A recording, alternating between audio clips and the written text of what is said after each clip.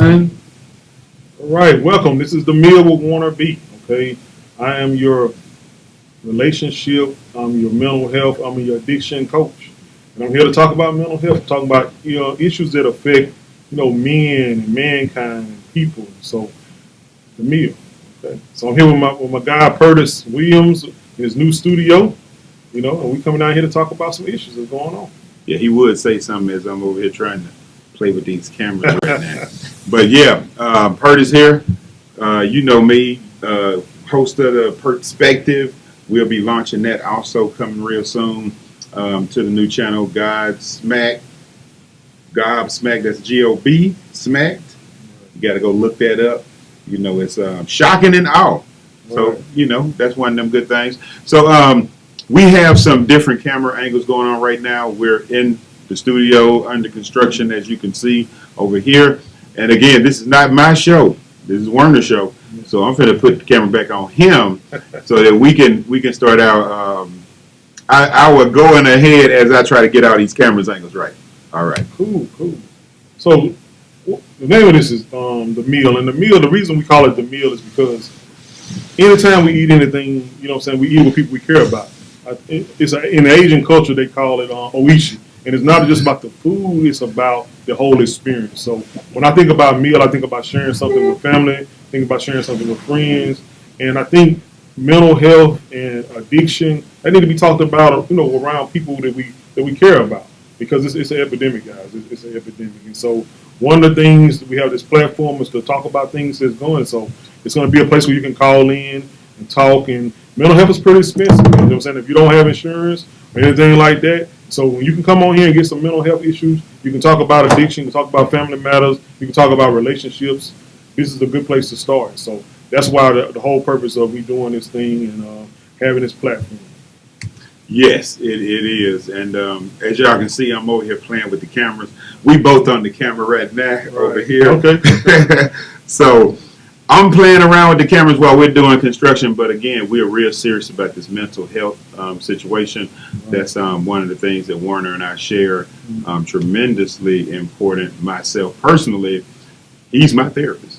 So I was seeing so much progress with myself. He had a passion for helping people, so we kind of teamed up together to do this for you guys. He's offering some free therapy. I'm pushing some buttons, and I'm kind of in the conversation too, helping any kind of way I can. We're going to be taking phone calls going forward because it's important. Right. It's a lot going on in people's lives that we don't discuss. Right. We try to hold it in or drink it away. And we're going to discuss some of those things today. I remember, I want to go back to you for a second, Warner. Okay. We were talking about comparison. Okay. You remember in our last session? Right. And I said how comparison can be a good thing. Mm-hmm. I'm going to turn some lights on because I'm kind of dark and I see now. I'm facing the wrong side. So I'm going to put the camera back on you for a second while I try to figure out this lighting. Yeah. But I was telling Warner about comparison and how I felt like sometimes you think you got a dirty house, you really think it's dirty, but it's dirty in comparison to your house because you don't ever go anywhere. Right. You only see your house. You don't have anything to compare it to. Right. So I'm always at home. I'm comparing my house to my house. I can see every little blemish, every stain on the rug, every little scratch on the wall. I can see it because I'm not comparing it to anything. But if I start going to other people's homes and visiting, see some neighbors, I may come home to my house and be like, wow, yeah, this is a mansion compared to where I live. Right. So I'm gonna put I want to hear what you think about that. I'm gonna get this light on me so they can at least see my eyes. Right. Well, comparison, I think about that as well. I remember me and my wife went on a mission trip with our church. We went to Haiti. And we went to Haiti, you know what I'm saying? And when you go to a place like that, you're thinking how hard it is and how tough it is in America. But when you go somewhere in a third world country, you realize how tough and how hard it is. You know, we kind of come to the thing where I work really hard, I deserve this and that. What I found out about going to Haiti was that everybody works hard. Everybody works hard there, and just because they work hard doesn't mean they're supposed to have certain things. And I think when you rock it back to comparison, we think that because this is what we have, that everything is so hard for us. But you hadn't compared yourself to people who really have it hard.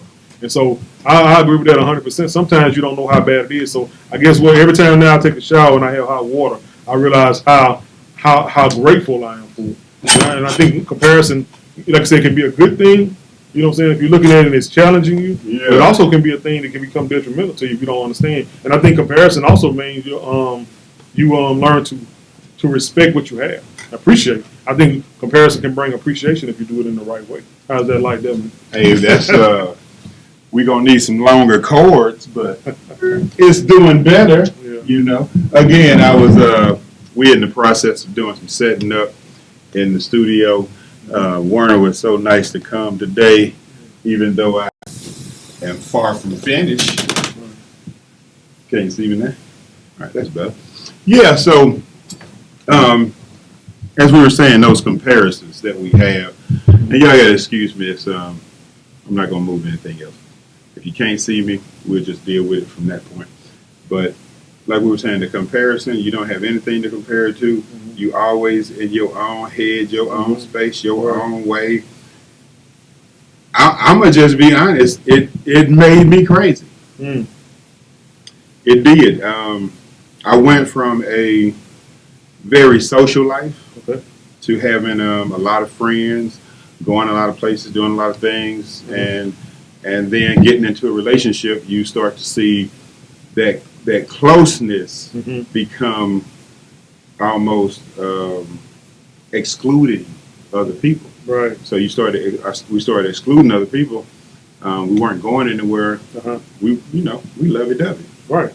Spending all your time with your spouse. So I noticed that now, now I'm not saying what I learned, what I knew then. Right. Wasn't that smart then, but what I know now. I noticed that a lot of the things I was complaining about had more to do with I didn't have a base to compare it to. Okay.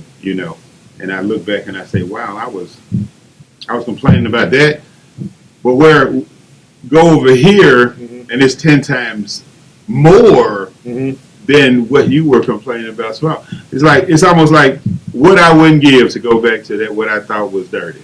We heard a person say, if I look at my pictures and I was like, I think I'm fat, and I was like, I'd rather be how I was when I was my old fat self than my new fat self. But I tell you what, when you was talking about that, I thought about mental health. Yeah. And mental health, a lot of times when people are isolated, they only have their only thoughts in their mind. Right, so the thoughts that are in their mind, they perceive them as fact.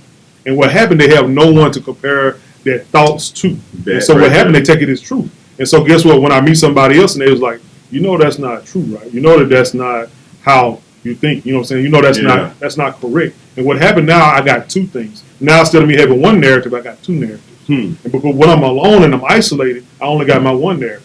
You know what I'm saying? So comparison, it comes in different ways. I actually was talking to a client today about that same thing. You know what I'm saying? When you're alone, you're the only person there. So all those thoughts you have, you just accept them as true. You accept it because you don't have anybody else. So when you're isolated, that's what addiction does. So take it back to addiction. When you're isolated, it's just you. You know what I'm saying? When you're isolated, you ain't got nobody to compare it to who. The same way with depression. If I'm depressed and I'm just sitting in my office and I'm alone, guess what?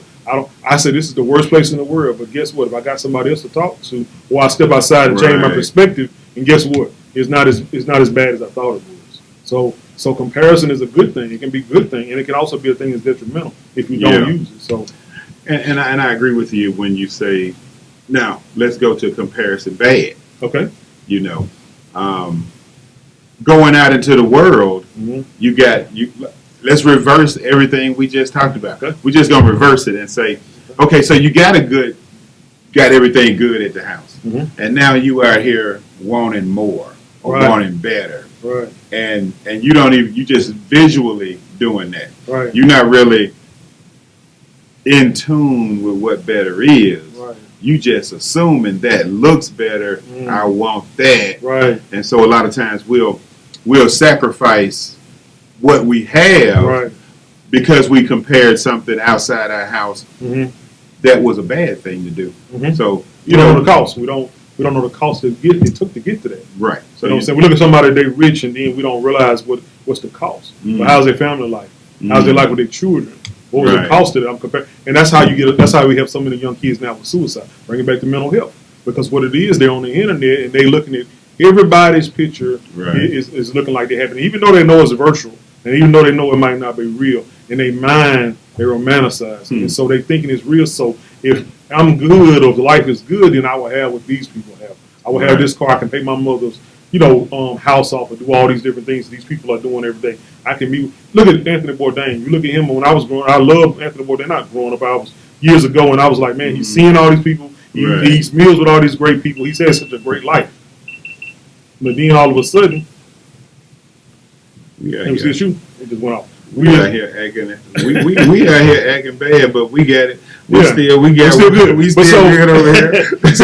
so Anthony, I thought Anthony had the best life in the world, and then next thing I know, he's committed suicide. Man. Right. Broke my heart. You know what I'm saying? So it's not about comparison. You know what I'm saying? You're thinking that everything is good, but that's on the mental health side. Same way, with addiction. You're thinking, hey, I should be living a better life, so I need to drink my sorrow away. I need to drink my pain away. I need to smoke my pain away. I need to snort my pain away. You know what I'm saying? Now realizing that, guess what? I don't know everybody's stuff because we don't talk about it. Especially in the minority community, the biopic community, black people, indigenous people of color, we most definitely not talking to anybody about it. So guess what? How do we know? So what facts do we have behind it? And so I guess it's at the end of the day, we are really lost, aren't we? When it comes to right now. could be. What we saying? What a lot of us say: go to church, have some drinks. Keep it in. Yeah. So we not sharing our pains, our hurts. We think it make us weak to have those discussions with people. You don't want to discuss it with your girl, Right. but you're hurting. You're hurting. And when you're hurting, it's hard to be a productive man in society, a responsible leader, a decent, and it's hard to be any of that when you hurt yourself. Right. When you feeling like you broke. Right. You know what I'm saying? So See, broken is broken parts, and so what it is, Curtis, you got a lot of fragmented people. yeah. And I heard a guy talk about it. So what you got. I'm fragmented over here with how I feel about my dad. I'm fragmented over here because somebody broke my heart. I'm fragmented over here because I'm not dealing with no grief. And so what happened when you meet me, I'm only like a 35% woman. And so I'm in a relationship. It's only 35% of me, and then my spouse, my significant other, my wife is asking me why you can't give. Why are you not telling me about this and that? And I am. I'm telling you everything, but I don't know that I got all these broken pieces. Right. And so it takes somebody to help you. Hey man, this part right here, you cover this part up. This part right here, you shut that door. This part right here, shut that door. And so what mental health does, and what counseling does, or coaching, what we're doing here is come in and say, hey man, open that door and let that person out. Right. You realize that when this happened, you shut that door, because the thing about all that is survival. The nature of humans is about surviving. And so in order for us to survive and to be able to withstand that thing, we have to either go crazy or we fragment ourselves off. You know what I'm saying? And so that's what a lot of times we don't understand. It's not because I can't give you 100%. I just don't know that I ain't giving you 100%. Yeah. And the saddest part about all that is a lot of us go into relationships broken and hoping that the other person can give us that other piece we missing. Right. And that kind of, it seems, I'm gonna say, I think that's possible. And here's why I say that. You don't know you have love until somebody loves you. You don't know what love is until somebody loves you. You don't know what closeness is until you get close to somebody. So I'm of the opinion that a lot of times we are trying to say, I need to heal before I get in a relationship. Right. I'm not going to agree with that. I'm going to say, don't go immediately. Like say you just came out of a relationship. I'm going to say 6 months to a year. Give yourself time. Because you may find yourself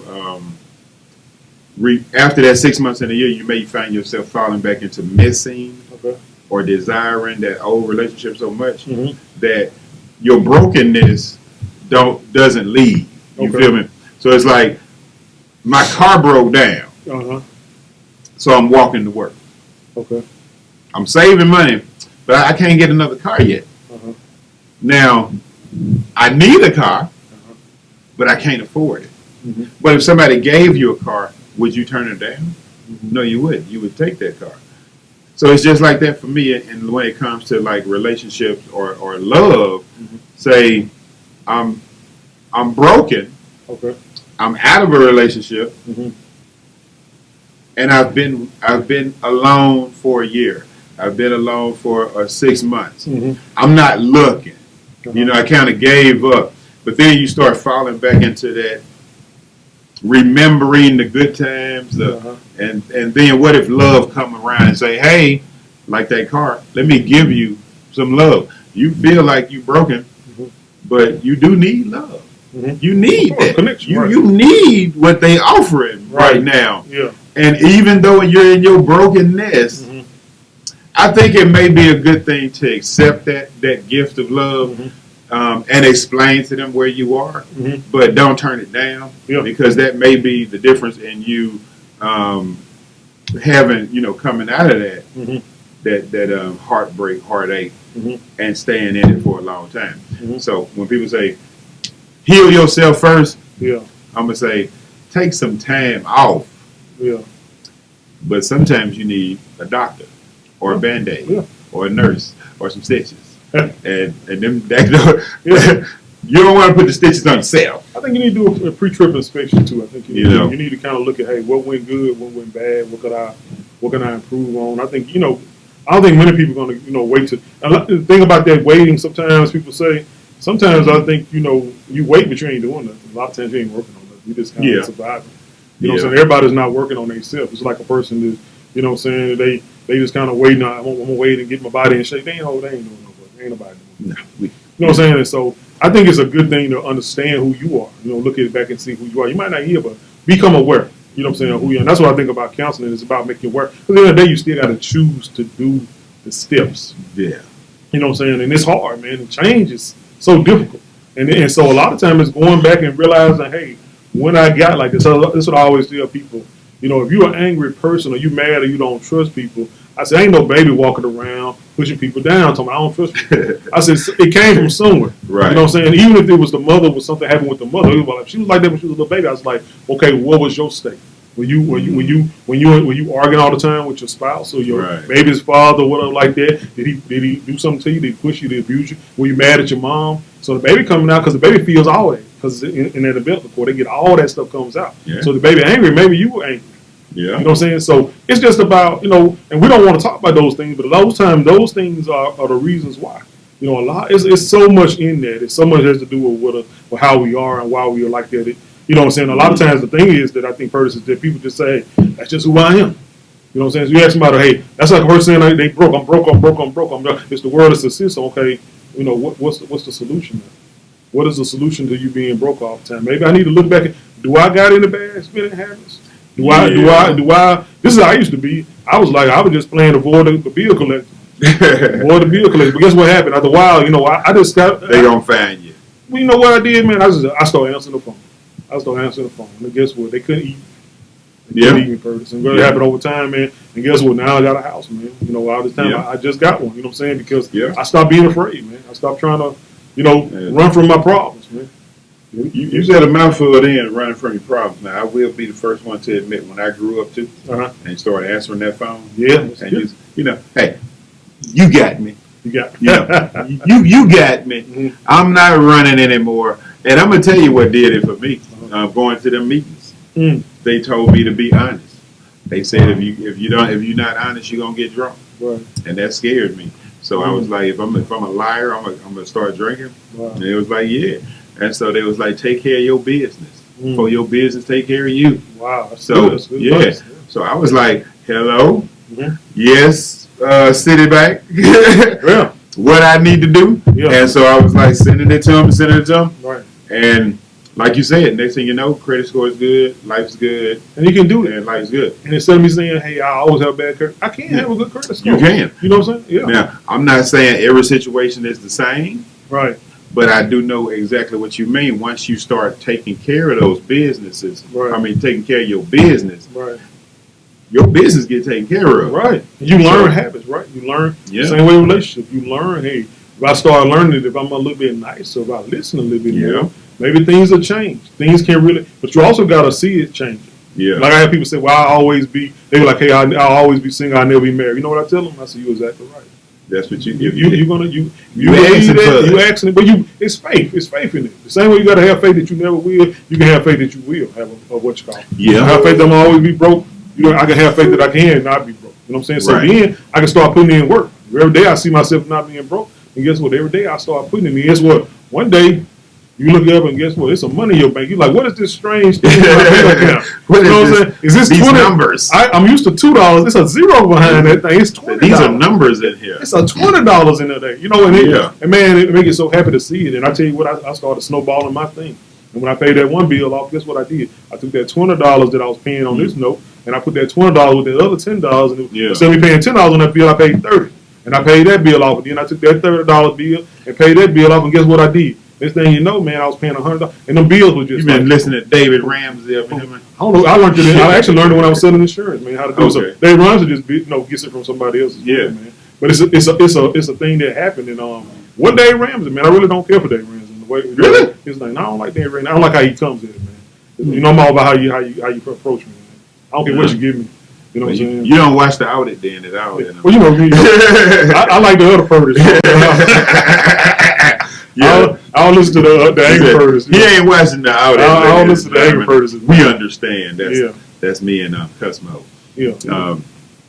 Dude, definitely understand. You know, it's kind of one of them things where we got to grow up, and it's hard to grow up, especially when there's a lot of kids around you. So I keep hearing people say, the people you associate with, if it's 10 broke people, you'll be number 11. Right. If it's 3 rich people, you'll be number 4. Right. So that's what we like to think that.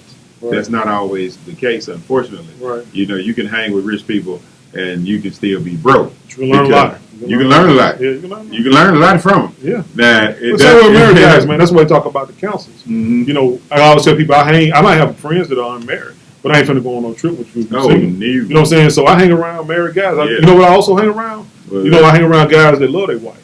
You know what I'm saying? Because you always talking about your wife, man. I'm out, I want to see about guys who care for their wife. Because that's just how I am, man. I hang around people who are doing those same kind of things, man. Yeah. You know what I'm saying? So I think that's how it is in a lot of things. And so a lot of times we hadn't had good examples. We hadn't had good examples about how we deal with relationships. We hadn't had good examples how to deal with our mental health and communication. And that's one thing you can learn. Because it's not a communicate. Your mama don't say, hey, son, this is how you communicate with people. Right. But you can't say, hey, baby, when you talk to somebody, you look them in the eye, you talk to them, you ask them what's going on, you see certain things, and you can learn. And but in a relationship, you got to realize that guess what?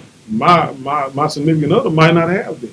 And so I got to have grace with them. I got to learn that, hey, we got to understand where we at before we start talking, man, because we two different people. And what happened, we meet up because we like how each other look. Mm-hmm. I like how we look, we have fun together, whatever like that. And then guess what?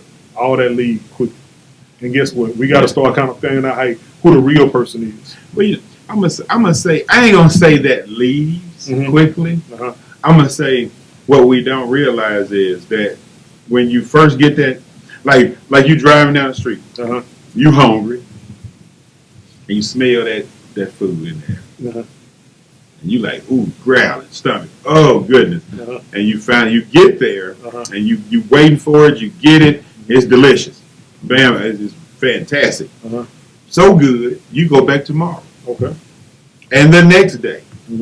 Now, by the time your mind kicks into, like reality checking, and you start to realize, I've been eating here 2 weeks in a row. And it's not quite as good as it was that first time. Relationships are the same way. You come in and it's exciting and great and fantastic and all that, and we bam, bam, bam, and it's like, oh, I can't believe it. Well, guess what? After you eat that same hamburger for 6 months, it's not going to be the same most delicious hamburger you ever had. However, it's still a hamburger that you love. It's still nourishing. It's still delicious. It's just now not the beginning. I ain't never had a hamburger before. Right, you know, right. It's only, you can only have. It reminds me so much of addiction and how they say the alcoholic or drug addict is always chasing that person. Yeah, they're learning.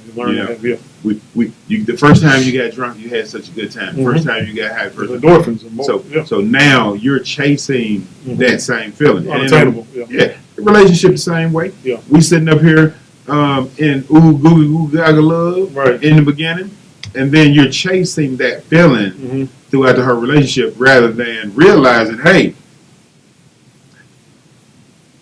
this hamburger is good, but it'll be better if I put some bacon on it. Okay. You know, let me add some bacon to the burger. Right. Let me just add something to the burger. Now it's a bacon burger. Or let me add some cheese to the burger. And the same thing we need to do with ourselves as we grow older in the relationship is let me add to myself. Whether that be spiritual growth, mental growth, physical growth. Like we hit the gym, start walking, start exercising, eating better. You start adding more to your relationship so it doesn't become boring. And one thing I noticed that, I don't know how this works for everybody else, but I don't know, when we start meditating, our sex life changed. Okay. You know, so I think really sure why. But I think what a lot of, I guess what I deal with is when all that stuff is not the excitement part of it, is more about the fact that when they start realizing these certain things, it's like I'll tell you a good example. It's like a person, one of the spouses, one of the members, one of the partners, they say, hey, I tell my spouse that I love them all the time, but they never tell me they love me. So first thing I say is okay, so have you ever asked them why? And so when you ask them why, we come to find out, my mom and dad, that's not what they didn't do that. Now my mom rode a bicycle to work every day, 10 miles. When she came back home, that's how she showed she loved. Now my mom, she came every day and she told me she loved and hooked me in and read me a Buxton bedtime story. It don't mean that I'm weak because my mama read me or that you strong because that is just we got different experiences. And so once I understand how you look at love or how you express affection, then we can talk about it. Now, I might have took that two different ways. When I meet somebody else and that's how their parents did, I want that, or I can just say that's my norm. You know what I'm saying? So my thing is to seek to understand why. It's not to say, hey, baby, you don't ever tell you don't appreciate me. But then what the other spouse is doing, every day they're getting up to work, and they're coming home because they think that's how you express love. And then one person's saying, hey, I love you every day, and they kiss them on the jaw because that's how they express love. But we realize that, hey, we love each other, but we came from two different backgrounds. And so it's about seeking to understand that person and then be understood. And so now what I tell them is that what you do, you communicate. Hey, baby, I need this because this is what I'm used to. You think you can do that? And they're like, okay, yeah, now that's not my normal. I'm not used to that. But since you need that and I love you, I'm going to try to give you some what you need. Now, it might sound robotic at first. I might say, I love you, baby. You know what I'm saying? And you got to be okay with that. I said, because since it's not normal to me when I do that and you make a big deal about it and you say it ain't real, oh, that ain't real, you don't talk like that, then guess what will happen? Then I don't want to do it anymore. Right. So we got to work it. And then you got to be saying that, hey, that's not his normal. He might not can get that to me as much as I think I want. And so that's that part that a lot of times what we see is that we don't communicate and we don't realize, hey, we like each other. We like how each other look. We changing these different, but we also got to be aware of, guess what? We're not the same. We didn't grow up the same. We got different experiences. You know what I'm saying? It's the same way where, like, if my dad was the guy that did all the cooking and mom didn't do the cooking. She didn't do it. My mama drove trucks. Right. So guess what? If I come home and my husband, I'm like, you want to cook something? He's like, what? I don't cook. My mama cook. You know what I'm saying? Because that's that thing. We got different experiences. In your house, your mom cooked and your dad drove the truck. In this house, mom drove the truck and dad cooked. Reverse. You know what I'm saying? And so we just think it because that's our normal. And so a lot of times we don't look, man. We don't seek to try to understand that person. We just like, hey, you just need to cook. You need to cook because if you don't cook, that's what a man's supposed to do. Man, cook. You know what I'm saying? And then we got a problem with it. So we discuss it, man. We talk about it and we try to compromise. Yeah. Because over time, man, all that stuff happens, and that's the stuff I see over and over again, PERTIS and couples. Is that fact of them not understanding each other, not trying to understand. Yeah. You made a lot of good points right there, especially when we coming from totally different backgrounds. It's not like I grew up down the street from you, right? And we were raised basically the same exact way. Most of us are meeting our spouses in and out of states, across the country, sometimes the world.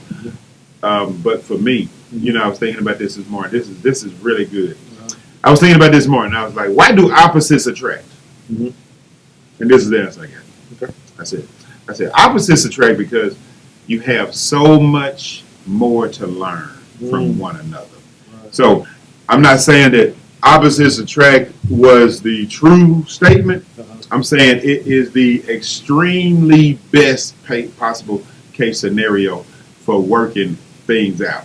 So if I'm way over here and you way over there and we fall in love, we got all this to learn from each other, all this middle ground to cover for years and years of compromise and understanding and just love me in spite of, you know, until we get to that center. So when I heard opposites attract, it just hit me. It was like, wow, that would be amazing because you would never get bored if your mind is open to learning from your spouse, you know, and y'all sharing everything like a team. And that's what hit me this morning. It was like, wow, opposites attract because that's the best case scenario. So when you're looking for somebody who's yoked like you, or we yoked together, or we looking for somebody on my same page, boredom fast. Y'all, I gotta say it. I know everything you know. Yeah. We like the same. I'm gonna get bored with But you. usually it should just be something you like. Usually when I meet couples, man, they have a common thing. Yeah, something common. But then also they different because like I told somebody, I said, you married your exact self, man, you would probably hate them. I said, because they'll get on your nerve, man. I said, so you're that right there. Well, usually people don't, man. They usually don't meet, but it is good to have something different. It is good because you sharpen each other. Yeah. You know what I'm saying? When you got a blade, you know, two sharp blades, they don't sharpen each other. You know what I'm saying? So you want something that got like something a little different. I always tell people, I said one thing about my wife is she called me on my stuff. She's smart. I like smart. I always like smart women, and I like women who call me on my stuff. And I'm not a smart mouth, you know what I'm saying? But she was strong. She got a little old sass to her. You know what I'm saying? But I like that about that because she's gonna tell me the truth. Because if I'm being anxious or I'm being or excited, she's like, you know, you're being anxious. You know, you're being a little harsh. When the kids were little and I'd be talking to them and I wasn't sensitive, she'd be like, sensitive. She'd do like that. And I knew then that I was being a little harsh. Sensitive. She'd be like Baby Pain, sensitive. She'd be like that. Oh, no. Yeah, Baby Pain, that was our show, man. But she just, you know, and that's the thing you want, man. I want somebody, but we carry that, you know, she had a good heart, man. She has a good heart. And that's the thing that I love through all that stuff is that little part in the middle. You know what I'm saying? That she loved me just with all my stuff, all my flaws, and I think that's what it's about. You know, they see all your flaws, they see all your things, they still care about you. Yeah. You know what I'm saying? Because guess what? We broken, man. We are broken people. And everybody who think they ain't, we just broken in different ways. Oh, man. You know what I'm saying? We just broken in different ways. And you know me, I'm finna go back to what I found to be the brokenness of generations. Okay. Generation X. Come on, let's discuss them crack years, man. Because you know, hey, we're gonna just not do commercials today. Okay. Because you know we working on getting the commercials together. Yeah. But the crack years. Yeah. You know, no matter how we try to paint it and make it look pretty, let's just be real. All of us know somebody. Somebody knows. Everybody knows something that was going on during them years that was not for kids' eyes. However, it was in the kids' eyes because once you were on those drugs like that, it was no cares. Nobody was shame anymore. Right. They didn't care. They was running the street, and I think that rolled over into what we have now, like this no shame generation, and they're doing everything like we're gonna do it on TV. You know, hey, we're gonna record it. We ain't even gonna try to hide dumb. Record me breaking into this store. It's respect. You said no care, but it's also a lack of respect. And I'll give you a prime example. When my daughter was in school, I was sitting in the car, and it was, you know, I was, you know, like the cheerleaders and the people like that. They were people who kind of like they was kind of like the leaders of the school. And so I walked by, and the little girl was talking so nasty, man. And other little girls, and they was all talking so nasty, and they walked by, and my window was down. They was like, "Don't you see that man over there? You talking like that?" And they were saying something about, I ain't gonna say the word they said, something about what ladies do, have or whatever like that. She said, like, he old enough, he know about that. And looked at me and said that, man, and walked on. I was like, wow, it is such a difference did, in my life, I would, when I saw, even if I was talking crazy, even if I was saying stuff or cursing back then when I used to curse, and I would have said something like that, when I saw an adult come in, I immediately would have just changed my thing. Like, oh, how you doing, Mr. So-and-so? She said, get hit in the mouth. You know what she said? She said, I'm talking about because I'm a stranger, though. You know what she said? He know what that is, and kept on saying, and I was like, wow. I was like, but you saying respect, but I think, you saying shame, but also it was a loss of that. Yeah, I definitely agree. We lost respect, and here's my thing. I was in Atlanta, and I'm yes sir, yes ma'am. I'm Mississippi all day, so I'm yes sir, yes ma'am. But I'm noticing my friends from New York, New Jersey, they like, man, we don't say that. That's that slave stuff. I ain't saying no yes sir, yes ma'am. That's that slave talk. And I used to listen to it, and I'd be like, man, that's respectful to our elders, right? And I was kind of like trained to say yes sir to everybody, so that you don't mess up when you're talking to your elders. Just go and tell the kids yes sir, little sirs, little ma'ams. Go and practice on them too. Right. So I'm real frequent flyer miles when it comes to yes sir, yes ma'am. Right. But here's the thing: how many times have I not been beat up by the police because of that? How many times have I been smelling like it? Yeah. And they said, Mr. Williams, go home. Right. So we can talk all day about yes sir, yes ma'am, slave talk. But I'm gonna say from experience, as an adult at 50 years old, yes sir, yes ma'am, has gotten me a lot further than that slave talk mentality. Because the people who don't say yes sir, yes ma'am, guess what they at? What stands out also.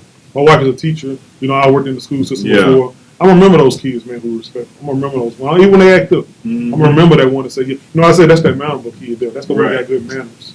You know what I'm saying? And I had a friend who was the same way. He used to say all that stuff. My kids say yeah, no, and it sounds so horrible. He used to hear yes, no, yes, and I was like, and I was like, yeah, man. I said, but it's, it's your choice.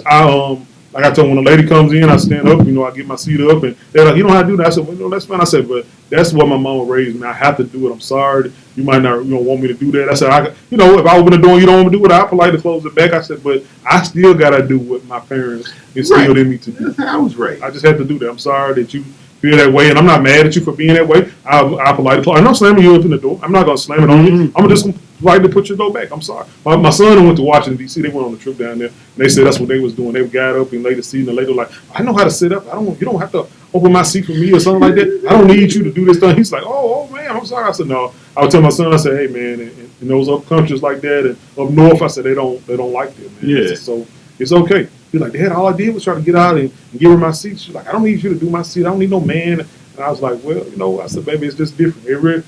Everybody has a different way of looking at life, man. Now, let's go to that right there. She said she don't need you to do it. Okay. See, they need to quit that, because that mouth right there is going to get so many women. Though I'm going to say they are affecting other women's lives with that mess. Because I'm a door opener. I'm a chair puller outer. I'm that guy. And I enjoy doing it. But I'll tell you this. Show me any type of manliness or independence, and I'll let that door swing on you. Tell me one time, don't hold the door for me. Bet your sweet ass, I won't hold it for you. But then here's the turnaround. Now I'm being disrespectful to you because I'm doing you like you said. You know what I'm saying? So when I say women need to check that, y'all they spreading I don't need a man attitude. I don't need you to hold that door for me. Well, there's a gang of women out here who appreciate it. So you one or two, shut up. Y'all one or two that don't want the door open. How about you beat me to the door then? You see us both walking. Why don't you jog your ass up there and get that door before me? Because if I get there first, I am opening the door for you. But then again, I open the door for you. Right. Yeah, me too. You know, I would feel like, if yeah. I open the door and we talking, go on in. This ain't got nothing to do with nothing. Right, right. It's like I'm here. It swung this way. Yeah. Guess what? If I elbowed you and went in, Mhm. to me that's rude. Right. So if I grab it this way and it swings, I'm going in. Right. You feel me? Right. So it's like when I'm with a dude, it's different. Yeah. But if I'm with a lady, if I open it, I'm gonna swing out the way and let her go in Right. first. That's how I was raised. Right. So when people try to say I don't need it, well, guess what? You don't need. I don't need to change how I was raised Right. for how you were raised. Right. And why am I always the one who needs to change how I'm talking to you? Mhm. Why don't you change how you listening to me? Well, we could. We could be both ways. But I think the same way other people stand up for their sounds. Hey, I'm not gonna stop doing it. If you tell me that, Yeah. if you tell me that's bad, then I'm gonna say, hey, cool. I'm gonna step out the way and let you get the door. But I'm gonna continue. I'm gonna continue to do the things. Hey, I told myself, my mama. If my mama saw me, if all of a sudden she saw me not open that door, she's gonna say something to me. Right. So guess what? I'm gonna continue doing the things that I was told. And I told my son too. I said, baby, you ain't did nothing wrong. So you go ahead and do what I see. You understand it. Because I tell you what, cultures are different. When I was at Alcorn, I remember we used to always say, "What's up?"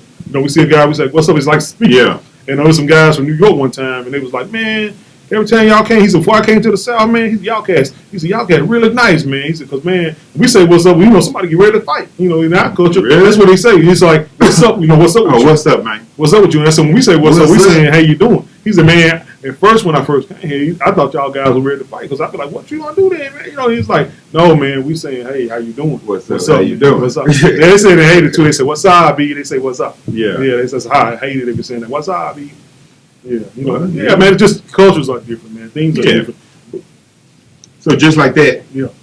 we don't think that our households are different when we raised. Right. So from one family in Tennessee Uh-huh. to a family in South Carolina, All different. y'all get together. Right. Be prepared to build those bridges Right. and climb those mountains Right. of distance because y'all are not raised the same. You don't see things the same way. And there's no way, unless you were looking in their window the whole Right. time they were growing up, you know how they're going to react to certain situations. Family dynamics, man. Yeah. So I'll jump out and be the first one and say, man, bad mistakes growing up. Yeah. Bad decisions being Right. made in my feelings, Right. thinking I'm doing something that makes sense, Right. only making sense to me, Mhm. selfish as hell. Right. So I'm like on the journey of healing. Mhm. If you're not calling yourself a problem or finding problems with you, Right. you ain't healed. You're not. You You can't know. heal, man. Can't. So And then everybody's normal is different. yeah, And so sometimes people don't know it. I always bring it back to the what you call it. It's like the dressing. If you're at home and all the dressing your baby was your mama dressing, you think that's the best dressing in the world. You go to your girlfriend's house one day and you eat some dressing and you were like, what is this right here? This is the best that I ever ate my whole life. And you go back home and you eat your mama dressing and it just tastes like powder to you now. Because you ain't never experienced nothing. To you, that's your normal. That's Right. what's good to you. Just like I'm saying, dating. We talking about the dating the girls, and all she ever seen was violence. And that's why sometimes when somebody stays with somebody with violence, you're basically teaching that child that that's okay. Because when you ask them, "Why you stay with daddy? If he beating you like that, your daddy beat me, but he loved me." So in their head, they was like, "Hey, when somebody loves you, they can beat you." You know what I'm saying? And so I'm not teaching my child that. Or like I told my kids, I said, you always had peace in your house. So if you ever get in a relationship and ain't peace, remember this. You didn't grow up like that. You know what I'm saying? So you can live in a place with peace. You don't have to experience peace because that's not your normal. You know what I'm saying? And a lot of times we don't teach our kids that. Or if we see that something is bad, we're actually teaching them that's okay. And so when we get in relationships, we have to do that. And that's what I'm talking about, that complications, man, or that not knowing, and we be in a different relationships we don't know. That's why you get these people who run away because they like, hey, is this real? I can't believe that you can be in a relationship and it's not. So guess what? They start doing self-sabotage. You talked about that before. Yeah. We sabotage because we thinking, hey, it's too good to be true. This Right. can't be right. Right. So I got to do something to mess this thing up because this person's going to change on me one day and then I'm going to be stuck like that. You know what I'm saying? Yeah. And that's what counseling is, man. We deal with people like that all the time because that's reality. That's real life, man. I think we gotta go to a more forgiving area. We got to get to that more of a forgiving people. Okay. We got to be able to argue and make up. Uh-huh. and treat people really like they family. You know, Right. like you'll always be my brother. Right. You'll always be my sister. Right. How come we can't say you'll always be my wife or my husband? You know, like no matter what your brother does, Yeah. he's still your brother. Yeah, your brother. You know, Can't take it away. He did something terrible. Guess what? I'll see you at Christmas at Mama's house. Yeah. And y'all get to Christmas at Mama's house. Y'all talk about it, and then y'all realize we weren't seeing it the same way. Yeah. Holding it in. Now y'all back good. Yeah. Y'all didn't speak for 3 years, but now y'all back good. Right. Because you'll always be brothers. Family, man. Yeah. So how about if y'all, you know, like grandma and granddaddy, or I've heard about this in relationships. I ain't never experienced it myself. Yeah. But they say husbands and wives are together, ain't had sex in a year, Years. 2 years, Yeah. 3 years. Like, I don't know what that's like. But clearly, they were friends enough or something enough. Well, you want to keep it true to them. They said what happened. Or for the children. But you hear the history of it, man. You hear what happened. They said a lot of times it was so bad that they was away from each other so long. They didn't believe in breaking the household up. Yeah. So it was so long that they see two parents in the household, man. They refused to allow their kids to grow up not knowing their mamas and dad. I know my grandma like that. You know, my granddad. I didn't know they were separated. But they was together by the time we got back together. Come to find out, but granddaddy got sick. Grandma came, hey, moved him back into the house, man, and she took care of him. You know what I'm saying? So that, it was a difference, man. It was just a difference, and a lot of times we don't hear those whole stories. And so a lot of times, because you know, history was that, especially in the black community, keep the family business private, and we don't know those, but we need to know because guess what? We got to know them stories of, you know, the good and the bad, man. You got to know all the good stuff. You got to know the bad stuff, and I know I like history. You know what I'm saying? I'm a history guy. And people are like, oh yeah, this happened. I said, yeah, don't romanticize it. Yeah, but this also happened. And this, I said, all that together makes the story. Right. You need all the parts of the story, man. Right. You need the good and the bad, the triumphs and the tragedies. You know, all that stuff, man. You know what I'm saying? Because you don't appreciate it much. You're just the fastest person in the world. You know me. But guess what? I remember I'll tell you a little story, a quick story, man. I got a friend named Kelsey, man. That joker, he could beat me in everything real fast, man. There was two things I could beat him in. He couldn't beat me in wrestling. I'll tear him up wrestling. He was double jointed, man. So hard to get him. I just pick him up and slam him. But me and him could run, man, but he was a little bit faster than me. So he's beat me every time we ran. He beat me. But what I would do, man, every day I would train, man. I put ankle weights on and I would run. So one day, man, he still beat me. One day he came out there and I beat that joker, man, running, man. And it was the best run in the world. He's like, man, you want to race? Look, never race him again. I beat him that one time. I'll never race him again. But it was such a good race, man, because I worked up to it, man. I worked up to it. You know what I'm saying? So when you work hard at something, man, it's a better experience than if I just was just naturally fast. You know you try to throw that into relationships, like if you came into it and everything was beautiful and hunky dory, easy breezy, beautiful, but if y'all had some challenges and y'all fought through some things, y'all broke up, y'all got back together, y'all fought, but then you 65 and y'all together, and most of your friends are single. That means something. Y'all build a foundation that's sturdy, you know, and that's the kilos on that thing. that's the kilos on. And that's the things I look at is at what point are we going to get back to being forgiven? Like people be asking you, I hear a whole lot of stuff, you know. Would you go back to your ex? And they're like, hell no! You see that all the time on Instagram. That I probably would, you know. I've dated out. I've seen what's out here. Nothing, you know, personally. Right, I got you. Unless there's a miracle somewhere waiting. I'm okay with. I would try that again. You know, because I've grown. I've learned. I'm sorry. You know, I'm messing up. Right. I ain't perfect. You got some appreciation now. You developing it. You develop it in time, though. You looking back, retrospect, you learned some stuff, man. So I personally, and this is for me personally, I have never dated anybody that I look at as an enemy today. You feel me? That's a good thing. You know, that's awesome. Like none of my exes, you know, some are married. I'm happy for them. Not an enemy. Whether or not we're in close contact or not, not an enemy. If they need me, they know. They can hit me up on Facebook, Instagram, anything. They know that I got your back. You know, we used to date. Like we're not together. Right.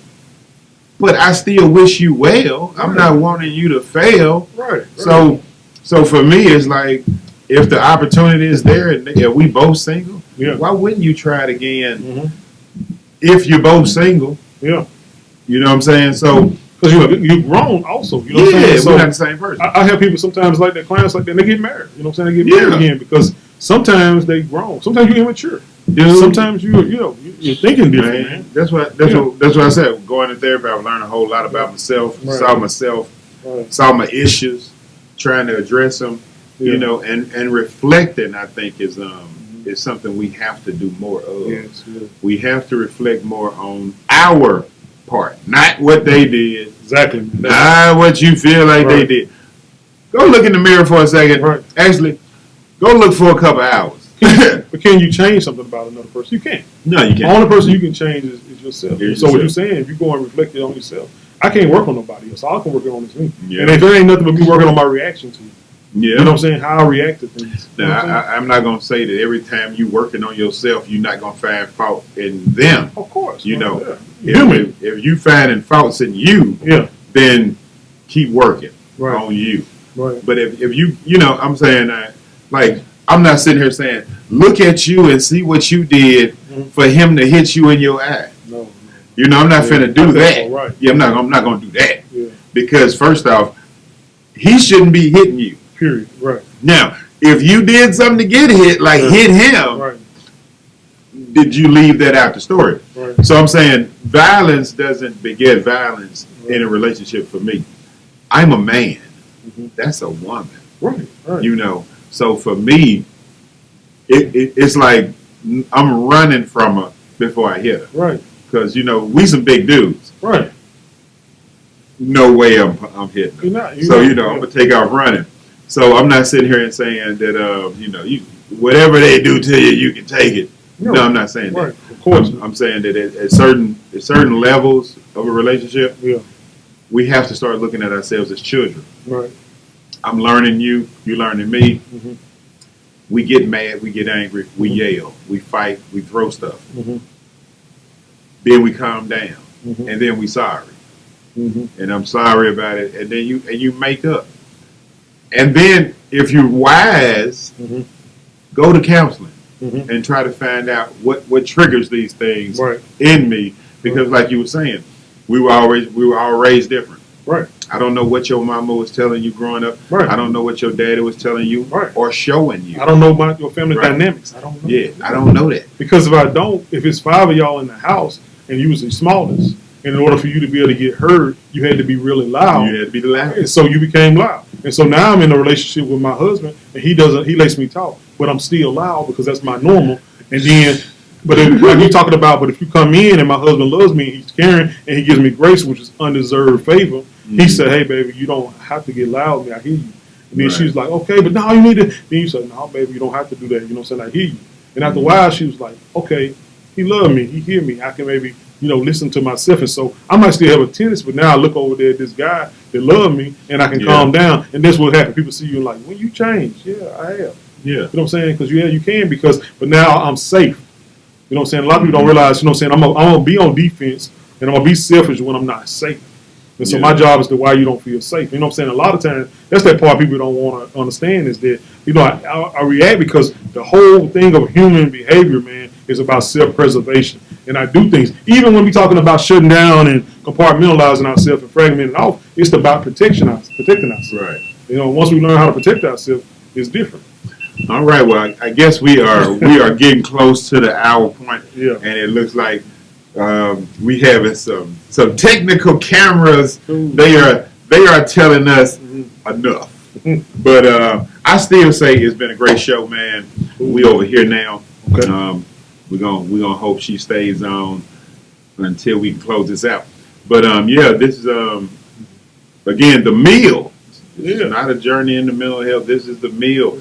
So I'm not gonna take us out. Okay. So thank you so much for being here. Thank PERTIS for being here. Hope you got something out of this, what we talked about today. And I love to share more meals with you. So you come back and we'll most definitely have another meal prepared for you. Oh Thank man, you so much. I'm gonna need you to say that again. I'm sorry, I That's was okay. over here pushing the wrong buttons. Oh, okay. All right, so Hey, that was me messing up over here. I'm sorry, I was trying to Okay. fix something. So we gonna do that again, right quick. All right. Let him take it out. so this is the meal, and thank y'all so much for being with us today. Thank you, PERTIS, for being with us. Hopefully, you got something out of it, and we have another meal prepared for you next week. So, if you're interested in mental health, relationships, addiction, please come back and share a meal with us. Yeah. Thank you so much, guys. And hey, thank you for the under construction new studio. Right. We are, but we dedicated to this mental health thing. So thank you again, Mr. Warner, for having me on your show. Yes, sir. Anytime, man. PERTIS, You know. thank you for having me in your studio, man. Hey, All right. we'll see you guys next week. Next week, guys. Y'all hold it down. All right.